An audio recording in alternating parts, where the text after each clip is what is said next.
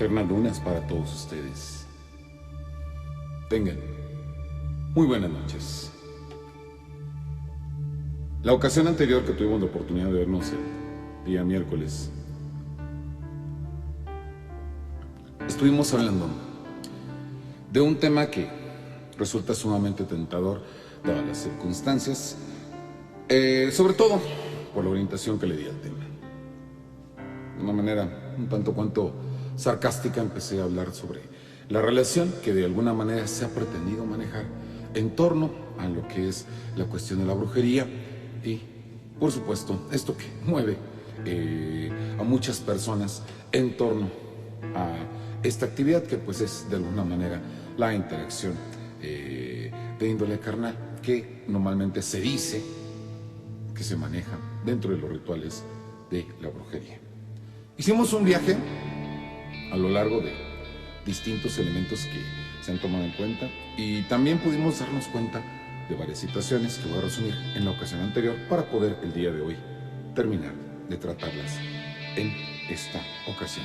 Miren ustedes, una de esas situaciones es que de alguna manera se maneja dentro de la cuestión bíblica la situación de que la mujer siempre ha tenido una vinculación muy fuerte con todo el ámbito de lo erótico, que desde el principio la llamada primera mujer tuvo ciertas características que de alguna manera se relacionaron a esta circunstancia.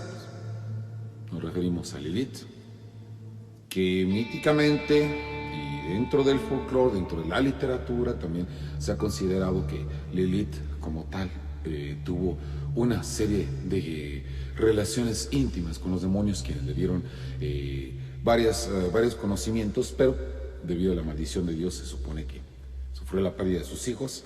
Todo esto, repito, me gustaría que lo siguiéramos conservando dentro del área en que se maneja este espacio. Este espacio se llama Los Libros del Cuervo. Se publica en YouTube bajo ese nombre.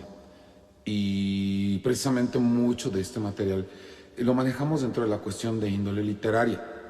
Evidentemente ni tengo el grado, ni tengo el cargo, ni podría yo opinar en cuanto a lo religioso. Por ende, no lo haré en ese punto. Lo haré siempre desde lo mítico. Y desde lo mítico lo que encontramos es precisamente que en este mito se vincula muchísimo a Lilith con esta situación. A continuación, viene una mujer que de alguna manera se arrepiente por decirse que al comer del árbol que tiene los frutos de la ciencia del bien y el mal, la mujer se da cuenta, al igual que su pareja, el varón, de que están desnudos y de que esto no conviene y que esto de alguna manera contraviene cierto tipo de órdenes. Luego nos encontrábamos ante dos parámetros, ante dos prototipos de mujeres, una que se arrepiente por causa de sus pecados y otra que definitivamente decide seguir un camino, no solamente sin su esposo, sino también sin la idea de Dios, a la cual llama Lilith. Posteriormente, pues, todo lo que es el catolicismo rescata la imagen de Lilith, que en realidad, pues, sabemos que correspondía a la imagen de una deidad babilónica dedicada al conocimiento, y es de ahí de donde se toma esta circunstancia, pero pues se le adopta más bien dentro de lo que es el catolicismo, se le tiene por un demonio, se le tiene por madre de demonios, reina de las brujas en un determinado momento, y desde ahí para entonces. A la interpretación de los fenómenos actuales, pues obviamente se le ha querido dar a Lilith, como le mencionaba Lilith, un carácter de mujer sabia que de alguna manera dio ciertos conocimientos a quienes le seguirían, y por supuesto a quienes le seguirían vendrían a ser, en este sentido, las brujas. Primer vínculo con la situación de índole sexual. El otro vínculo es el que establece este horrendo ejemplar llamado el Malleus Maleficarum, el martillo de las brujas, en el cual se establece que la mujer en estas condiciones no solamente es capaz de hacer pecar al hombre, pobres de los hombres, Es capaz de hacer pecar a los hombres, es capaz de hacer que de alguna manera se pierda toda conciencia de lo que es los deberes para con Dios. Considera que la mujer también es una agente del pecado, que lo fue desde un principio de los tiempos, que se le puede acusar por brujería debido a ciertas actividades propias del sexo. Comentábamos también que muchas de esas actividades tendrían que ver con el curanderismo. En este sentido, hablaba yo concretamente de las actividades de parteras de muchas mujeres, ya que en varias de las culturas en las cuales se habla mucho de esta situación de la brujería, pues las mujeres eran las que atendían a las propias mujeres para poder traer a los niños al mundo.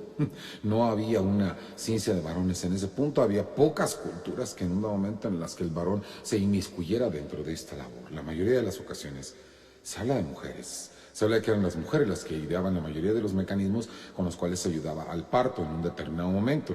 Algunas indígenas americanas, por ejemplo, adoptaban la costumbre de atar una especie de banda sobre la parte superior del vientre para ayudar con la presión de la misma a que el niño saliera del vientre de la manera más pronta posible. Entre estos muchos ejemplos se puede narrar acerca de las costumbres que se tenían en este sentido y por supuesto pues también se puede hablar muchísimo de que las mujeres en realidad tenían esa misión y por causa de esta misión y por causa de este conocimiento que tenían de todas estas cosas empezó a les a llamar brujas en este punto. También se correlaciona mucho con la situación del sexo, de alguna forma, porque así convenía de algún modo para los intereses de la iglesia en aquel entonces, tratar de acusar a estas mujeres, tratar de acusar a estas personas de este tipo de cuestiones para que fueran totalmente imperdonables. Ahora, el asunto es que, si bien se puede hablar de que hubieran mantenido cierto tipo de relaciones con alguna persona sin estar en los lazos de matrimonio, podría resultar a los ojos de la religión católica como una violación, pues sí es una violación a los términos de la religión católica. Yo pienso que nada más en un dado momento. Juzguen ustedes qué importancia le tienen que dar en ese sentido a esa situación. El tema es cuando la iglesia habla de que las mujeres tenían comercio carnal con los demonios y bueno, me parece que eso iba a ser un poquito complicado de demostrar, sobre todo porque también en el texto de El martillo de las brujas, en el Maleus Maleficarum, no se habla claramente de cuáles son las señas o cuáles son los indicios o de qué tipo de productos se está hablando en esa cuestión. Realmente resulta muy complicado creer en este punto sobre estas situaciones, pero bueno, esas fueron las que se dieron en un dado momento. Son las relaciones que de alguna manera vincularon también, porque hablábamos de la imagen de Satán, que pues bueno, también es otra cuestión que hay que tener en cuenta. A lo largo de las épocas se ha hablado de cierta imagen de esta entidad a la cual se le llama Satán. Por señas que nosotros tenemos conocimiento, la imagen de lo que llamamos Satán no viene a ser en realidad exactamente femenina. Digo, también para aquellos que de alguna forma se abrogan la situación de considerar que hay algunas causas dentro de esta situación del ocultismo, dentro de estas circunstancias, que se avienen o que tienen que ver en un determinado momento con que, pues bueno, la liberalidad de Satán en este sentido es que hombres y mujeres por igual y cosas por el estilo. De hecho, de entrada, pues la figura que siempre se delinea de Satán siempre viene a ser una figura masculina. Yo creo que eso nos tiene que hacer pensar en un determinado momento ciertas situaciones. Si no nos las ha hecho pensar, considérenlo. Muchas de las características de Satán son eminentemente masculinas. Y esto, repito, ni lo estoy inventando, ni lo estoy agregando porque así me haya parecido. Si nosotros revisamos la iconografía de distintas pinturas en el medioevo, de todo lo que son algunos tratados, de las propias tradiciones de algunos libros, siempre nos señalan precisamente que si la figura de lo que se llama Satán es dentro de sus apariciones más comunes, como la de un macho cabrío, con características de hombre, con características de varón, puesto que no se ha mencionado que tenga características de cabra, hembra en este sentido, sino más bien en este sentido de un macho cabrío en este punto. Consideren también que una de las cosas de las que se habla es precisamente de esta enormidad de su órgano viril, que de alguna manera es la que también se menciona de algún modo que es la de Satanás dentro de este tipo de reuniones, de estas reuniones de las que se llaman Shabbat, y que es justamente el punto desde donde tenemos que comenzar, porque fue ahí donde nos quedamos hablando la ocasión anterior. Ya no hice ninguna descripción al respecto, nos quedamos un poco en las consideraciones al respecto, inclusive también un poquito sobre las consideraciones referidas a lo que es lo erótico en un dado momento como una fuerza. Esto nos va a servir el día de hoy para poder entender pues cómo ha cambiado todo este aspecto, cómo han cambiado todas estas situaciones y cómo han cambiado todas estas circunstancias para lo que de alguna manera podría considerarse que es la brujería de hoy en día. Entonces, vayamos rápidamente. No olvidemos nada más el último punto, que es en que en la ocasión anterior hablábamos de que pues, todas esas características del macho cabrío que han sido tomadas prestadas a una deidad que era la de Pan, en este caso. El dios Pan, el fauno que seducía a las ninfas, el fauno que tocaba la flauta y que de alguna manera también concedía cierto tipo de poderes y que era adorado de alguna manera como una deidad menor, pues era una de estas deidades que por supuesto encocoraba a la iglesia, les molestaba muchísimo su existencia porque evidentemente se hablaba de la existencia o del sentimiento libertino del tal Pan y de la forma en que él se manejaba. Por entonces, pues bueno, no había exactamente una imagen del diablo. Y de hecho, si ustedes leen la propia Biblia, no van a encontrar una imagen de él. Se hacen alusiones a algunas cosas, se mencionan algunas situaciones, pero realmente la imagen que le hemos dado al diablo ha sido más bien la de los artistas e inclusive los literatos. Algunos, como Dante Alighieri, han logrado dibujar una imagen de Satán impresionante, enorme, prácticamente enterrado hasta medio cuerpo en el hielo de este último círculo, con 3 rostros que de alguna manera están mascando perpetuamente a los grandes traidores en este círculo. Bueno, no puede haber una imagen de Satanás también tan terrible como esta, como la que han dibujado todos los distintos artistas de todas las partes del mundo para sus propias encarnaciones de Satanás. ¿Qué nombre les gusta? Harriman. Les gusta Mara en un determinado momento, que también representa una deidad maligna dentro de la religión hindú.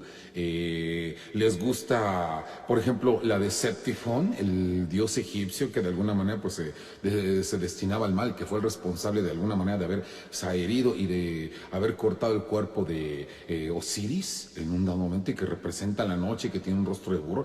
¿Cuál imagen de Satanás les gusta? Casi todas ellas tienen en común una serie de circunstancias que aparecen bajo su peor aspecto, pero también con un aspecto de índole seductora.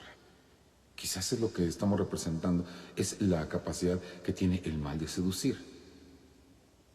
Y si esto es de alguna manera cierto para quienes se dedican tanto a la cuestión de la magia como a la cuestión del ocultismo y todo ello, y bueno, dentro de las cuestiones míticas es cierto este tipo de situación, ¿por qué no habría de tener en este sentido, en el rostro femenino, esta circunstancia?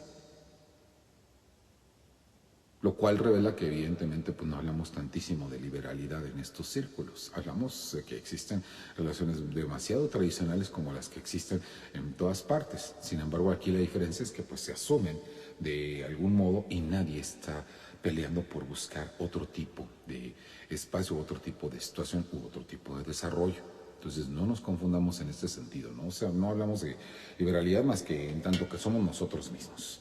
Sí, por supuesto, el satanismo puede decir muchísimo en contra de varias circunstancias, puede hablar demasiado en contra de todo lo que viene a ser la religión católica. Sin embargo, también hablando socialmente y hablando críticamente, mantiene cierto tipo de relaciones de una forma tan conservadora como lo tendría el catolicismo en un dado momento. Pero bueno, es otra historia. Lo que importa aquí es un determinado momento, que la situación de sexo que se vincula también viene a ser de alguna manera pues una forma de atracción, por decirlo de este modo. Y esta atracción, por supuesto, seduce a muchas personas.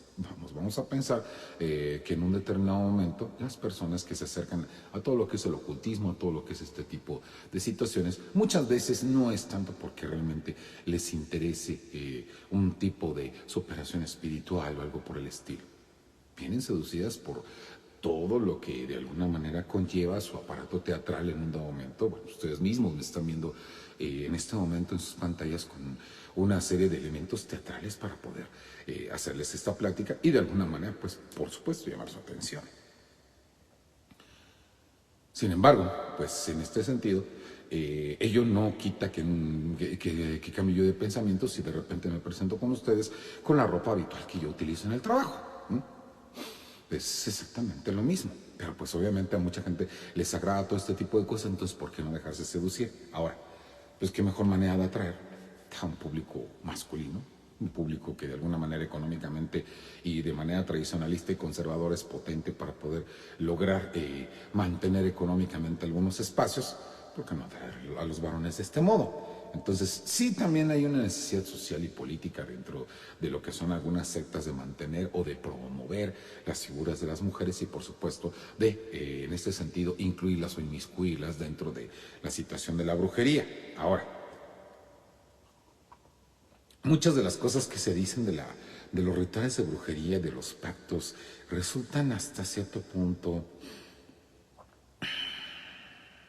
no podría llamarlos aberrantes, me gustaría dejarlo únicamente en el plano de imaginativos. La escena es esta. Primero, se acercan a lo que es las mujeres, a lo que es el Shabbat. Entonces se presentan a la fiesta. Es en días importantes, es en días muy específicos. Algunas culturas recomiendan unos, otras recomiendan otros. En un determinado momento, una de las fechas más grandes, pues, por supuesto, viene a ser la del 31 de octubre, el día de Todos los Santos, o mejor dicho, la víspera de Todos los Santos, All Hallows Eve, que es como se le llama.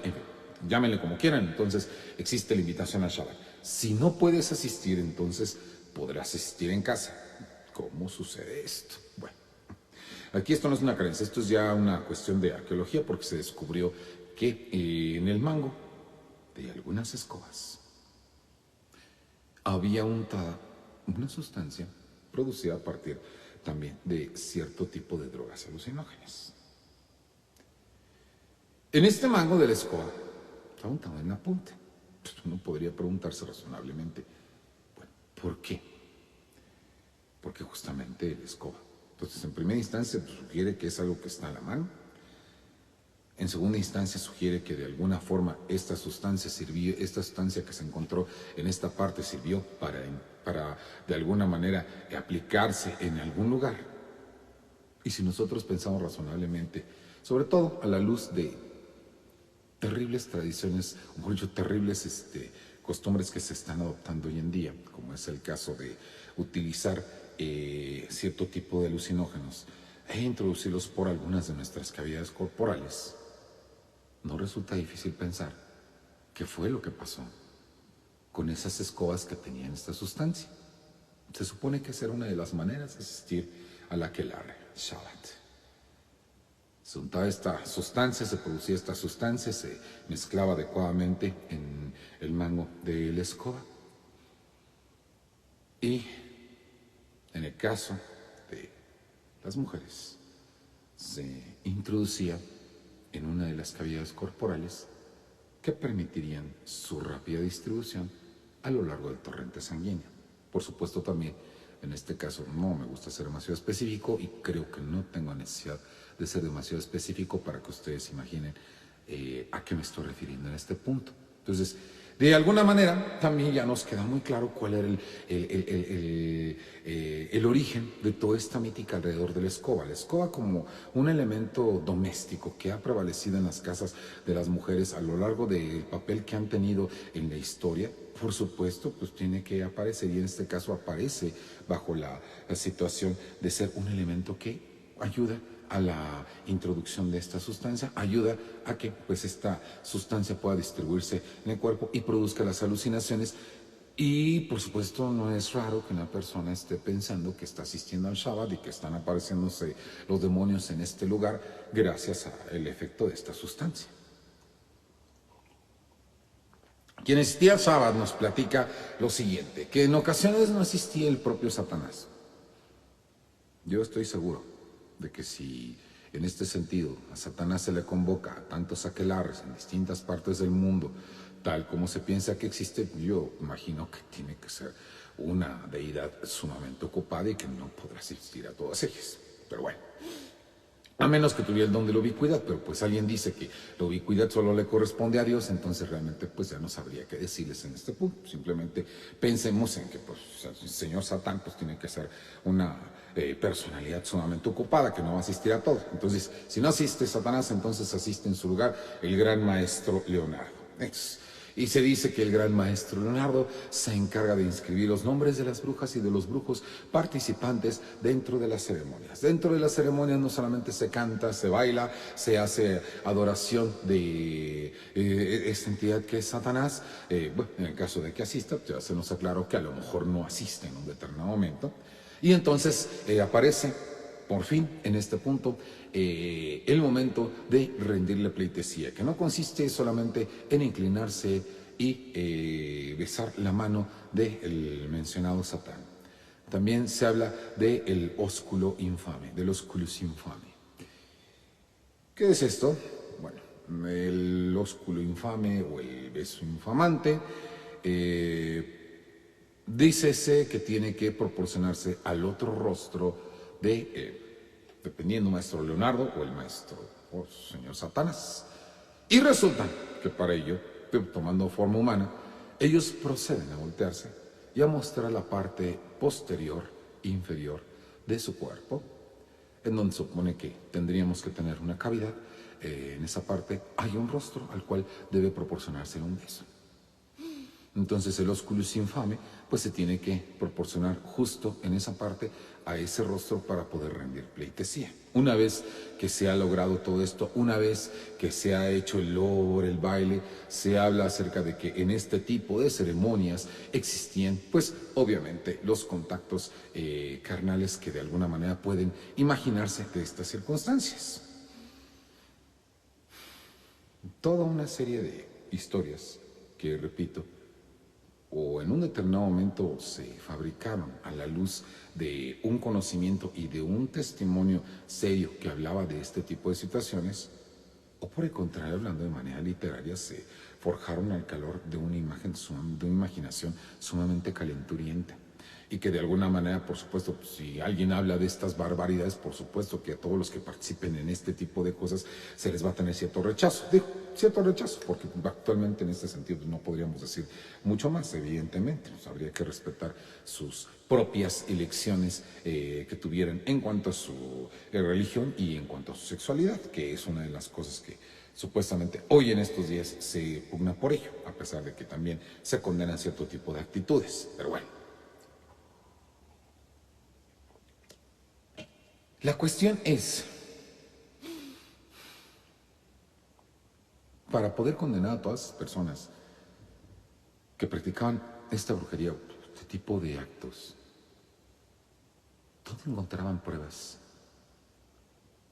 para poder hablar de esto con toda seguridad y decir que así sucedía?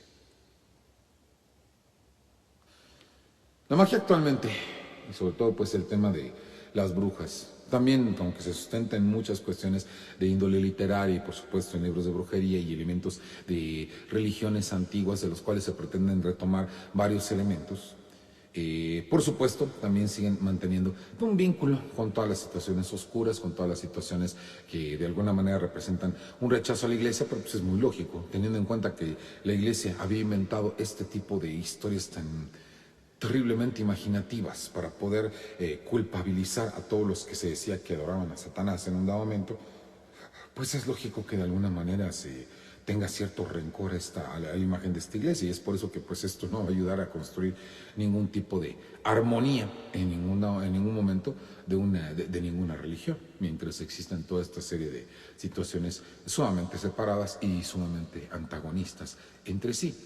Pero básicamente aquí llegando prácticamente al final de esta charla, que no del tema, porque hay una cosa, yo no puedo atreverme a tratar todo el tema. Hemos traído en un apretado resumen varias cosas que hemos encontrado en distintos libros. Hoy, por ejemplo, lo que estuvimos platicando ni siquiera me puse a citarlo, son cosas que de alguna manera ya he tenido la oportunidad de leer anteriormente, de una colección que fue muy buena, que fue la de Salvat, de la Biblioteca Salvat de Grandes Temas.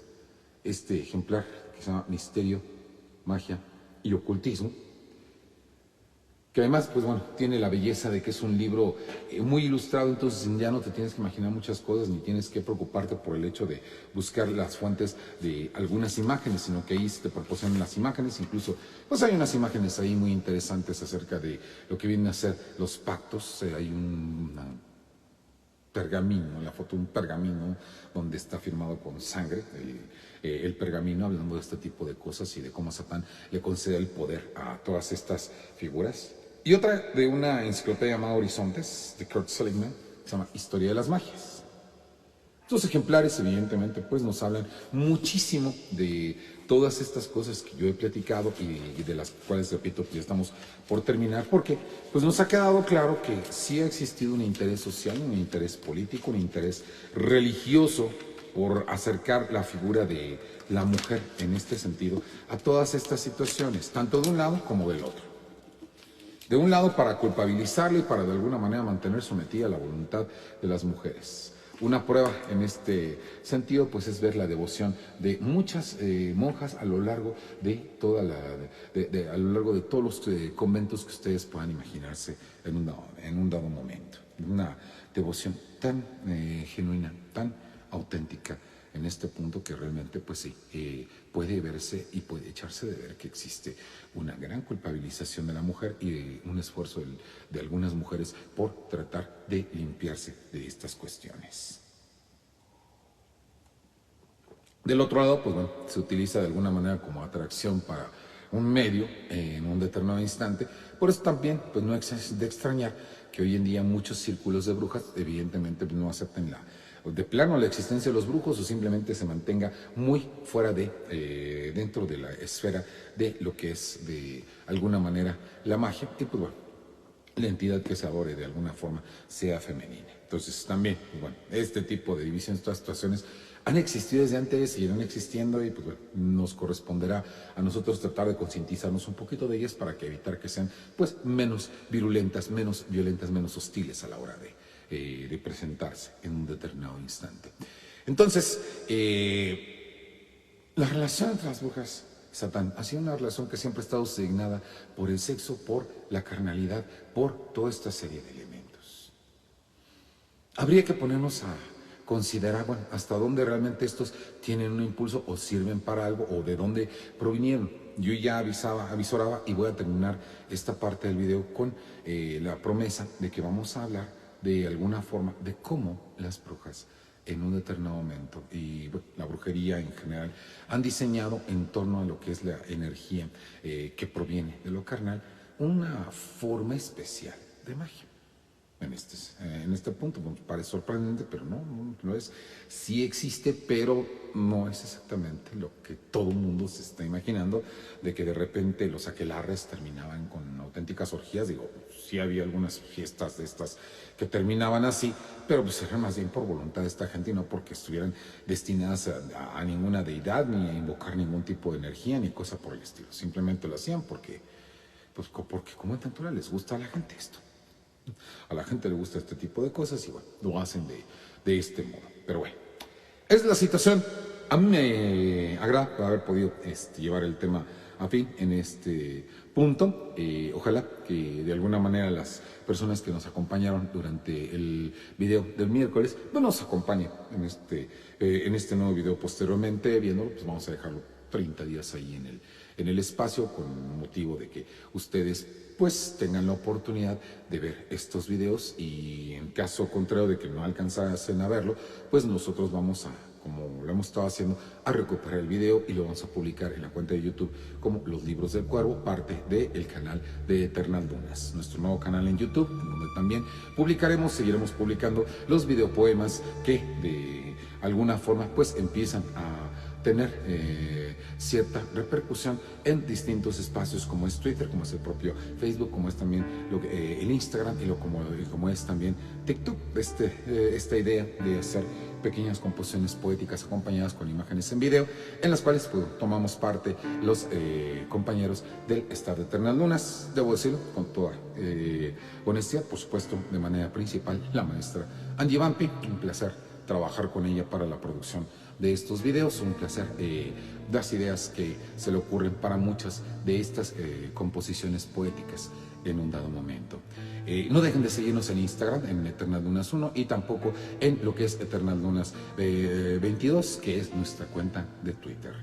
Tenemos en marcha el reto en Facebook.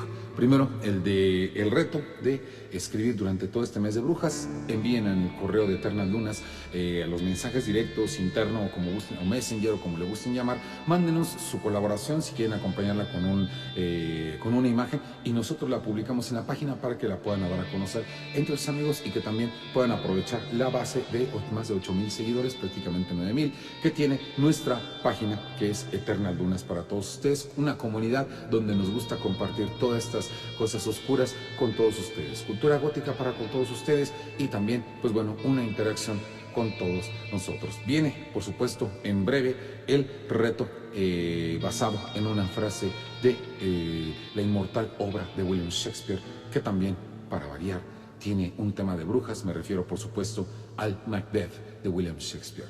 Lo bello es infame y lo infame es bello. Mañana vamos a tener nuestra propaganda para invitarlos a todos ustedes para que dentro de 2 semanas, ya muy cerca de lo que viene a ser el Halloween, ustedes nos acompañen a un en vivo en donde leeremos sus composiciones poéticas. Pero por el momento, señoras y señores, agradecemos muchísimo la presencia y, por supuesto, con el agradecimiento de siempre, les deseamos eternas lunas.